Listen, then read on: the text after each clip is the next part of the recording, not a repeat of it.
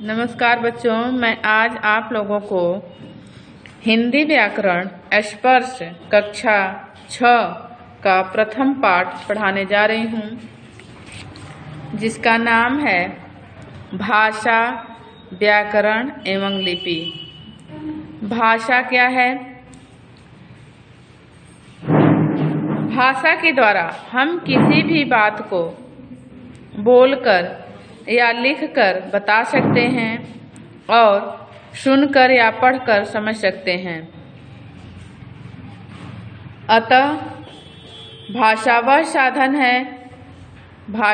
साधन है जिसके द्वारा हम अपने मन के भावों और विचारों का आपस में आदान प्रदान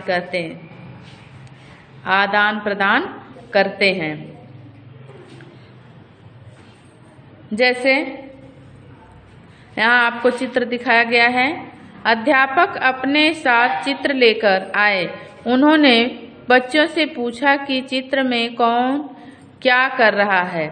सभी बच्चों ने चित्र को ध्यान से देखा। प्रीति बोली, चित्र में बालिका झूला झूल रही है। निखिल ने कहा, बालक साइकिल चला रहा है। कनिका ने बताया, माली पौधों को जल दे रहा है। तनु बोली, पवन चक्की चल रही है। पवन से कह रही है, क्या चल रहा है? चक्की चल रही है।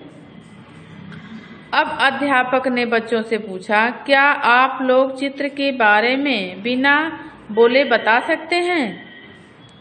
सभी बच्चों ने कुछ देर तक सोचकर बोला, हाँ, लिखकर। अध्यापक ने कहा, बिल्कुल ठीक। हम किसी भी बात को बोलकर या लिखकर बता सकते हैं और सुनकर या पढ़कर समझ सकते हैं। अतः हम जो कुछ भी बोलते और लिखते हैं वह भाषा द्वारा ही संभव है।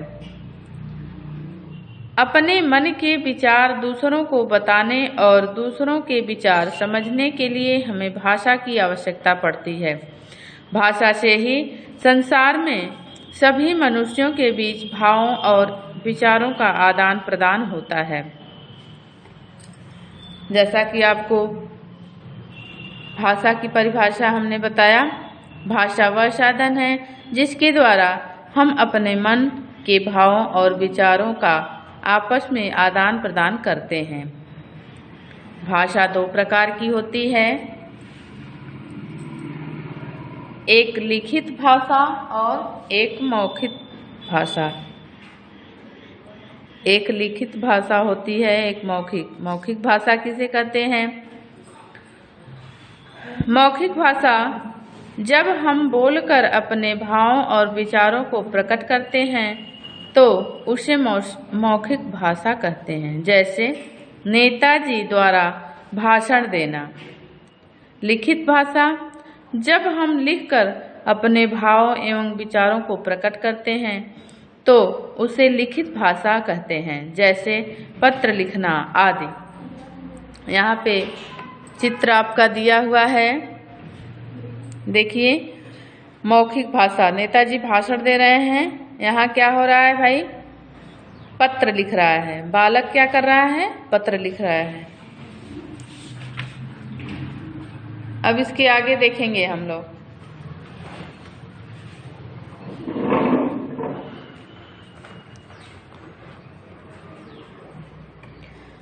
भाषा के 4 कौशल हैं। भाषा के 4 कौशल हैं। बोलना, सुनना, लिखना, पढ़ना। इन्हीं कौशलों का प्रयोग भाषा के दोनों रूपों में किया जाता है। बोलना और सुनना भाषा के मौखिक रूप के अंतर्गत आते हैं। लिखना और पढ़ना भाषा के लिखित रूप के अंतर्गत आते हैं। अब यहाँ पे हम आ जाएंगे मातृभाषा। मातृभाषा हम लोगों की क्या है? जब बच्चा किसी परिवार में जन्म लेता है तो वह उस परिवार की भाषा को बोलने या समझने लगता है। वह भाषा उसकी मातृभाषा कहलाती है। चूँकि शिशु सबसे अधिक अपनी माँ के संपर्क में रहता है, इसलिए उसकी भाषा का ही सबसे अधिक प्रभाव उस पर पड़ता है। इस मातृभाषा को हम जीवन भर कभी नहीं भूलते। अब राष्ट्रभाषा, मातृभाषा हो गया आपका राष्ट्रभाषा। राष्ट्रभाषा में क्या है? कोई एक भाषा किसी राष्ट्र में सबसे अधिक विकसित हो जाती है, तब वह उस राष्ट्र के अधिकतर लोग उसे बोलने और समझने लगते हैं। उसका पूरे राष्ट्र में प्रचार प्रसार हो जाता है। वह भाषा राष्ट्रभाषा कहलाती है। वह भाषा उस राष्ट्र की पहचान बन जाती है। उदाहरण के लिए हिंदी हमारे देश की राष्ट्रभाषा है। हिंदी हमारे देश की राष्ट्रभाषा है। अब राजभाषा। राजभाषा क्या है? संसार के सभी देशों में एक से अधिक भाषाएं बोली जाती हैं। भारत जैसे बड़े देश में तो लोग अनगिनत भाषाएं बोलते हैं। ऐसे में देश का काम काज उन सभी भाषाओं में नहीं चलाया जा सकता। तब उनमें से एक ऐसी भाषा को चुनना पड़ता है जिसे उस देश को अधिकतर लोग बोलते और समझते हों। अब यहाँ पे दिया हुआ है आपकी राजभाषा का परिभाषा दिया हुआ है। सरकारी काम में जिस भाषा का प्रयोग किया जाता है उसे उस देश की राजभाषा कहते हैं। भारत की राजभाषा क्या है? हिंदी है। इसे भारतीय संविधान के अनुच्छेद 343 के अनुसार 14 सितंबर 1949 को भारत की राजभाषा के रूप में स्वीकार किया गया। इसी के उपलक्ष्य में 14 सितंबर को हिंदी दिवस मनाया जाता है। अब हम लोगों की बोली है। क्या है? बोली। बोली किसे कहते हैं? भाषा के जिस रूप को क्षेत्रीय स्तर पर बोला जाता है उसे बोली कहते हैं। जैसे उत्तर प्रदेश के क्षेत्र बुंदेलखंड में बोली जाने वाली बोली बुंदेलखंडी होती है, बुंदेलखंडी है। इसके अलावा भोजपुरी, मैथिली, छत्तीसगढ़ी तथा राजस्थानी बोलियां अपने अपने क्षेत्रों में बोली जाती हैं। बोली और भाषा में अंतर। बोली और भाषा में अंतर। यहाँ पे बोली क्या है और भाषा क्या है? बोली किसी विशेष क्षेत्र तक सीमित होती है, जबकि भाषा बड़े स्तर पर बोली जाती है। भाषा बहुत बड़े स्तर पर बोली जाती है। बोली का साहित्य मौखिक तथा भाषा का साहित्य लिखित होता है। अतः हम कह सकते हैं कि बोली भाषा का क्षेत्रीय रूप होती है। भाषा का क्षेत्र, यहाँ पे भाषा का क्षेत्र क्या है? पहले हमारे देश में संविधान द्वारा 18 भाषाओं को मान्यता मिली थी, लेकिन 4 बोलियां बोडो, डोगरी, मैथिली तथा कोंकणी को अब भाषा के रूप में मान लिया गया है। इस प्रकार अब भारत में 22 भाषाओं को मान्यता प्राप्त है। अब यहाँ भाषाएं देखेंगे। मान्यता प्राप्त भाषाएं। मान्यता प्राप्त भाषाएं क्या क्या हैं? हिंदी है, संस्कृत है, उर्दू, तेलुगु, उड़िया, असमी, तमिल, मराठी, नेपाली, पंजाबी, कोंकणी, सिंधी, मणिपुरी, बंगाली, मलयालम, कश्मीरी, कन्नड़, बोडो, डोगरी, गुजराती, मैथिली, संथाली। जिस प्रकार भारत में अनेक भाषाएं बोली जाती हैं, उसी प्रकार विश्व भर में अनेक भाषाएं बोली जाती हैं। सभी देशों की अपनी अपनी विशेष भाषाएं होती हैं।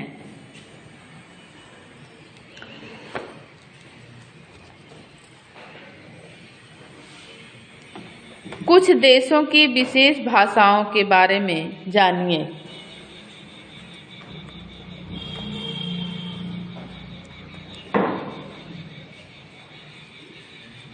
यहाँ पे दिया हुआ है भारत, जापान, इंग्लैंड, चीन, स्पेन, रूस। ये क्या है? देश है। हिंदी, अब वहाँ पे क्या है? भाषाएं देखो नीचे दिया हुआ। भारत में हिंदी, जापान में जापानी, इंग्लैंड में अंग्रेजी, चीन में चीनी, स्पेन में स्पेनिश, रूस में रूसी। अब लिपि, लिखने का तरीका। लिखते हैं किस भाषा में? लिपि। बोलते समय हमारे मुख से ध्वनियाँ निकलती हैं। मौखिक भाषा की इन ध्वनियों को लिखने के लिए कुछ चिन्ह निर्धारित किए गए हैं। इन चिन्हों को लिपि चिन्ह कहते हैं। ध्वनियों को लिखने के लिए जिन चिन्हों का प्रयोग किया जाता है उसे लिपि कहते हैं। विभिन्न भाषाओं को लिखने के लिए अलग अलग लिपियां होती हैं। यहाँ कुछ भाषाएं और उनकी लिपियां दी जा रही हैं। यहाँ भाषा दिया हुआ है। हिंदी, संस्कृत, मराठी, कोंकणी, अंग्रेजी, जर्मन, फ्रेंच, उर्दू, पंजाबी, तमिल। अब लिपि है, किस लिपि में लिखती हैं, किस चिन्ह में लिखते हैं? देवनागरी लिपि, रोमन लिपि, फारसी लिपि, गुरुमुखी, तमिल। तमिल किस में लिखना है? तमिल में। पंजाबी गुरुमुखी में, उर्दू, फारसी, अंग्रेज, जर्मन, फ्रेंच, रोमन में, हिंदी, संस्कृत, मराठी, कोंकणी, देवनागरी लिपि। अब हम व्याकरण। व्याकरण के द्वारा हम शुद्ध बोलते हैं, शुद्ध लिखते हैं, शुद्ध समझते हैं। निम्नलिखित वाक्यों को ध्यानपूर्वक पढ़िए। मैंने पढ़ ली अपनी पुस्तक। नव्या स्कूल जाती है अपने। उपर्युक्त वाक्य पढ़ने से वक्ता की बात पूरी तरह समझ में नहीं आ रही है। यहाँ पे ये वाक्य सही नहीं है। मैंने पढ़ ली अपनी पुस्तक। मैंने अपनी पुस्तक पढ़ ली। ये व्याकरण के द्वारा हम शुद्ध बोलते हैं। वक्ता द्वारा कहे गए शब्द केवल शब्द समूह हैं। शब्दों की उचित व्यवस्था होने पर भी ही वक्ता का कथन श्रोता तक पहुंच जाता है। अतः इन्हीं वाक्यों को अग्रलिखित आगे लिखा जाता है। आगे रूप में पढ़िए। मैंने अपनी पुस्तक पढ़ ली। नव्या अपने पुस्तक अपने स्कूल जाती है। नव्या अपने स्कूल जाती है। उपर्युक्त शब्द समूहों से वक्ता का कथन श्रोता को स्पष्ट रूप से समझ में आ जाता है। अतः भाषा का शुद्ध रूप ही व्याकरण होता है। इस प्रकार हम कह सकते हैं व्याकरण जिस शास्त्र से किसी भाषा के शुद्ध बोलने, पढ़ने या लिखने के नियमों का ज्ञान हो उसे व्याकरण कहते हैं। भाषा प्रयोग में शुद्धता एवं एक रूपता लाने के लिए व्याकरण का ज्ञान होना अति आवश्यक है। व्याकरण के निम्नलिखित 3 विभाग होते हैं। पहला क्या है? वर्ण विचार। दूसरा क्या है? शब्द विचार। तीसरा क्या है? वाक्य विचार। वर्ण विचार क्या है? इस भाग में भाषा के वर्णों पर विचार किया जाता है। शब्द विचार इस भाग में भाषा के शब्दों पर विचार किया जाता है। और वाक्य विचार में इस भाग में भाषा के वाक्यों के विषय में विचार किया जाता है। यहाँ दिया हुआ है आपका संस्कृत सभी भाषाओं की जननी है। संस्कृत सभी भाषाओं की जननी है। और हमारे देश में 14 सितंबर को ये दिया हुआ है। हमारे देश में प्रत्येक 14 सितंबर को हिंदी दिवस मनाया जाता है। इसको ध्यान से देखिएगा दोनों। इसके बाद है आप लोग, आज के लिए इतना ही। आप लोग प्रश्न उत्तर प्रथम पाठ का कॉपी पे लिख लीजिएगा, यहाँ दिया हुआ है।